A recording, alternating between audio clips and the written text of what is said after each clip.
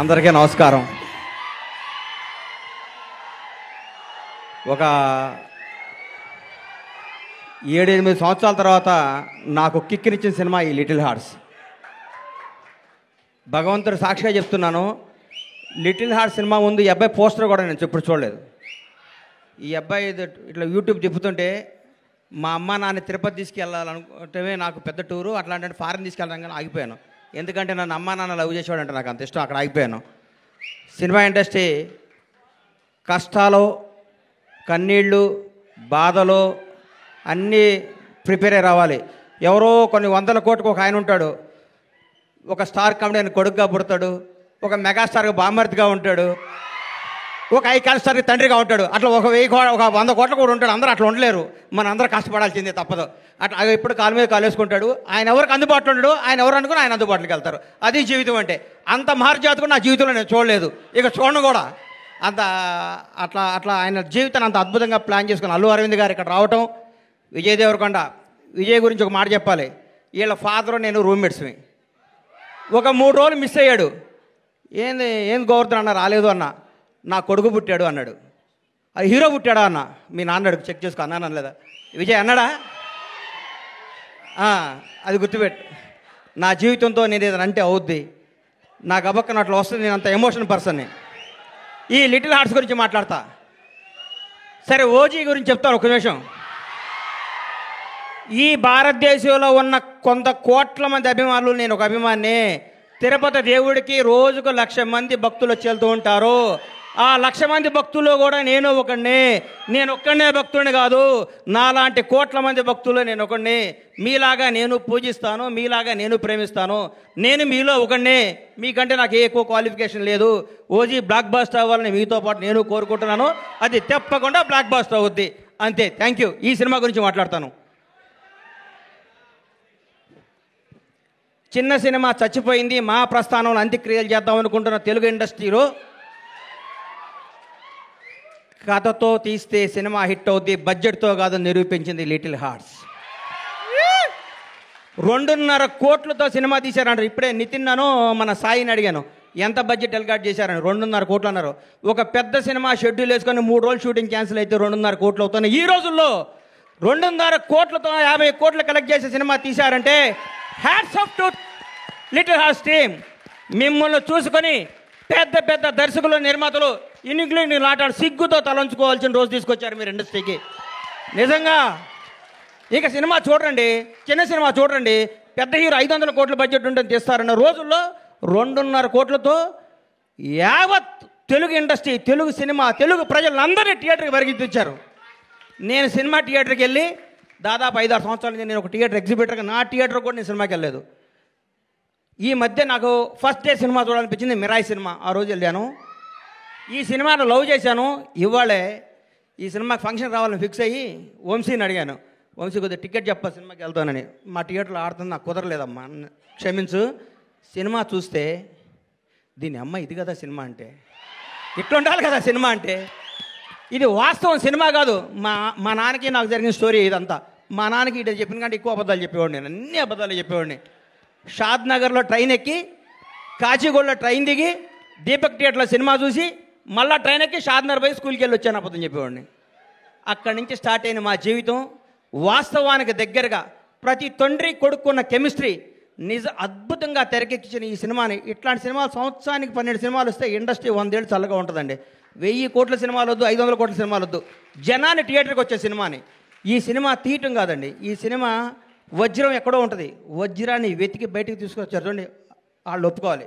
వంశీని, బన్నీని ఈ సినిమా తీసుకొచ్చి, ఈ సినిమా మీద నమ్మకం పెట్టుకొని, ఈ సినిమాకు ఒక 2 కోట్లు, 1.5 కోట్లు ఖర్చు పెట్టి జనాల దగ్గర తీసుకెళ్ళి వాళ్ళు నిజంగా నిర్మాతని ఎంత అభినందించాలో, బన్నీ నిన్ను, వాసు నిన్ను, నంది మీ ఇద్దరిని అంత అభినందించాలి. మామూలు విషయం కాదు.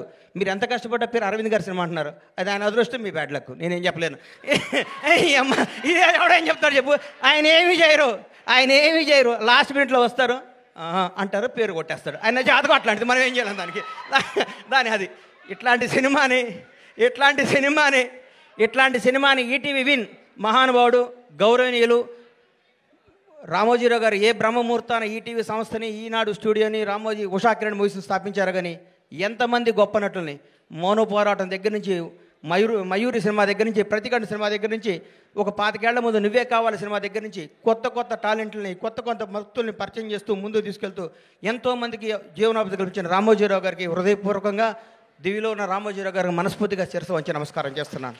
ఈటీవీ సంస్థకి అలాగే చేస్తాను. కొత్త కాళ్ళని ఎంకరేజ్ చేస్తూ కొత్త క్రీమ్ని బయటికి లాగి అందరు టీం అంతా చేసినాక లాస్ట్ మినిట్లో వచ్చి నవ్వుతూ అని అరవింద్ గారు కూడా ఈ సందర్భంగా కృతజ్ఞత తెలియజేస్తున్నాను. నవ్వకండి సార్, వాస్తవం సార్. మీ షర్టు నలగదు, మీ మనసు నలగదు, మీ హెయిర్ స్టైల్ మాలదు, మీరు మాత్రం డబ్బు సంపాదిస్తుంటారు. అది మీ అదృష్టం, దానికి ఎవడం చేయలేడు. ఇలాంటి సినిమా తీసిన మౌళి నీకు మాట చెప్తున్నానమ్మా, ఈ 20 రోజులు జరిగిందంతా అబద్ధం, ఒక కల్పన, ఒక 3D అనుకో, కళ్ళజోడిది. ఈ సినిమా రిలీజ్ ముందు రోజు నువ్వు ఉన్న స్టేటస్ మీదే ఉండు. నేను అలాంటి నీ దగ్గరికి వస్తారు, మౌళి గారు మీరు 6 అడుగులు హైట్ ఉన్నారండి, మీ ముందు విజయ్ దేవరకొండ మహేష్ బాబు ఏం పనికి వస్తారని అంటారు. అవన్నీ నమ్మకోకు. నువ్వు ఒక చంద్రమోహన్ లాగా ఇండస్ట్రీని ఏలాలని కోరుకుంటున్నా. గ్రేట్ లెజెండరీ యాక్టర్ చంద్రమోహన్ గారు ఏమి సినిమాలు తీశారు, చచ్చిపోయేదాకా యాక్ట్ చేశాడు. అది వాస్తవాన్ని నమ్మమ్మ. మీ ఎవరు వయసు మీది గాజువాక, మీ గాజువాక బేస్ని మర్చిపోకు. ఈ ఫిలిం నగరు, ఈ సినిమా, ఈ ట్వీట్లు, ఈ ఫోటోలు, ఈ పొగడ్తలు ఇదంతా అబద్ధం. ఇంటికి వెళ్ళావా నువ్వు వాస్తవానికి వెళ్ళిపో. నేను రోజు ఇంటికి వెళ్ళి నా షాద్నగర్ కోళ్ళ ఫారం గుర్తు తెచ్చుకుంటా, లేకపోతే వీళ్ళు మన బతకనేరు. ఇక్కడ ఈ మాఫియా మన బతకనేదు. ఈ మాఫియాకి దూరంగా ఉండాలంటే మనం బేస్ మీద ఉండాలి. తప్పకుండా ఎవడు బాగుంటే అబ్బబ్బబ్బబ్బ ఎంత పొడుగుందా నీది అంటారు. నువ్వు నమ్మకో. నేను 5 అడుగుల హైటే ఉన్నాను, నేను మంచి నటుణ్ణి, నేను చంద్రమోహన్ లాగా ఉండాలి అనుకో. ఒకటి గుర్తుపెట్టుకో, నాకు ఒకటి గుర్తు బాగా. మెగాస్టార్ చిరంజీవి గారికి 1 year గ్యాప్ వచ్చింది. శ్రీకాంత్ అనే సినిమా పెళ్లి సంత తీసాడు అరవింద్ గారు, ఇండస్ట్రీ ఇటు కొట్టారు. అబ్బా శ్రీకాంత్ అని అయిపోయాడు ఇక అది నన్నారు. ఒక స్టార్ను మనం ఏం చేయలేం. ఎవరో ఒక 100 కోట్లకు మెగాస్టార్ పుడతాడు. అట్లాంటి టచ్లో నువ్వు స్టారుగా, నువ్వు మంచి నటుడివి, నువ్వు మంచి నటుడిగా ఉండాలని మనస్ఫూర్తిగా కోరుకుంటున్నాను. నిన్ను విష్ చేస్తున్నాను, నిన్ను ఆశీర్వదిస్తున్నాను, నేను హెచ్చరిస్తున్నాను. ఈ పొగడతలో నమ్మకో. రౌడీ షర్ట్ ఇచ్చాడు, మహేష్ బాబు ట్వీట్ వేశాడు, బండ్లా గణేష్ అయ్యేశాడు, ఇవన్నీ అబద్ధాలు. ఇది నిన్ను బ్లెస్ చేయడానికి, నీకు విషయం చెప్పడానికి చేస్తారు. ఇది ఈ రోజే. ఇంకో ఫ్రైడే ఇంకో మోడీ వస్తాడు, ఇంకో ఫ్రైడే ఇంకొకడు వస్తాడు. ప్రతిదానికి ప్రిపేర్ అయ్యిండు. ఎప్పుడు జాగ్రత్తగా ఉండు. దయచేసి దురలవాట్లు చేసుకోకు, దురలవాట్లు చేసుకోకు. ఎవరిని నమ్మకు, నమ్మినట్టు ఉండు, వాస్తవంగా బతుకు, అద్భుతంగా కథలు చేసుకో, నటుడిగా పేరు తెచ్చుకో.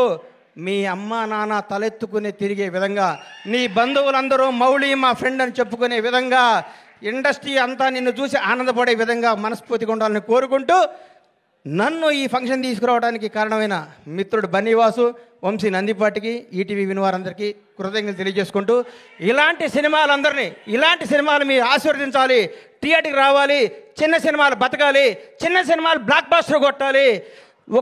ఒక సినిమా 2 రోజులు షెడ్యూల్ వేస్ట్, ఒక సినిమాది సూపర్ హిట్ కొట్టిన సినిమా చూసి మనందరూ గర్వపడాలని కోరుకుంటూ సెలవు తీసుకుంటాను. థ్యాంక్ యూ అన్న ఒక్క నిమిషం. హిట్ కొట్టిన తర్వాత షర్ట్ మారుతుంది, ప్యాంట్ మారుతుంది, కానీ లోపల మౌలి అలాగే ఉంటాడు అన్న. అదే మారదు. Thank you.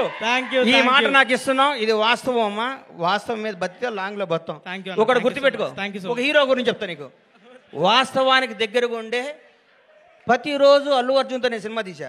సాయంత్రం పడుకునే ముందు అనుకుంటాం, ఈ ప్రపంచంలో ఈ బన్నీకి నేను తప్ప ఎవడో క్లోజ్ కాదుకుంటాం. అల్లి మనకి సన్ రైజ్కి మళ్ళీ మారిపోతుంది పరిస్థితి. ఆ రోజు ఫ్రెష్గా చూస్తాడు. అల్లు అర్జున్లా బతుకు. టాలెంటే నమ్ము, టాలెంట్నే ఎంకరేజ్ చేయి. ఇక్కడ ఎవడో రిలేషన్ కాదు, నీ టాలెంటే నీ బంధువు, నీ